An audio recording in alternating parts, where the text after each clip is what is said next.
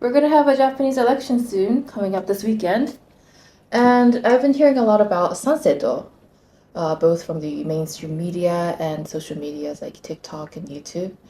And some of the points that they make, I don't fully disagree, but it kind of scares me because I feel like most of the people who are voting for Sanseito, they seem pretty extreme, they seem a bit xenophobic.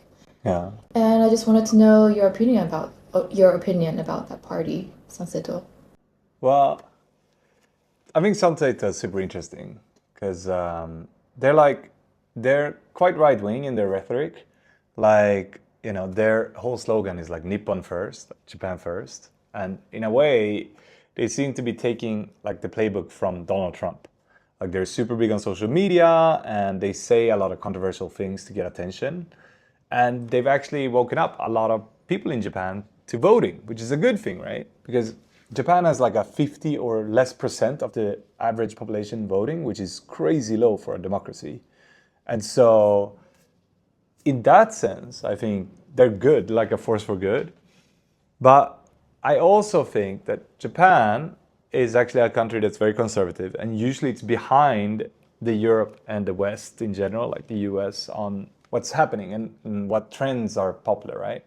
So in the West, you had populism and right-wing rhetoric starting like 10, 15 years ago with immigration increasing. And now, 10 years after, right, you have the same thing happening in Japan.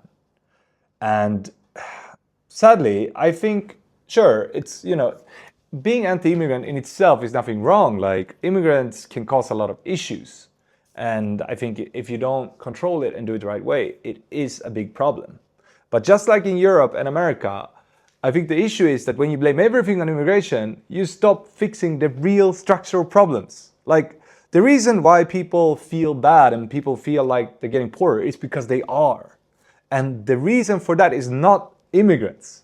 It's because we have a system that is really taking money from the middle class and making rich people richer, while middle class and poor people are actually getting poorer every year, especially with inflation and stuff, right? And to fix those things, it's actually really hard. You have to fix structural issues. You have to fix the tax system. You have to incentivize work and not wealth.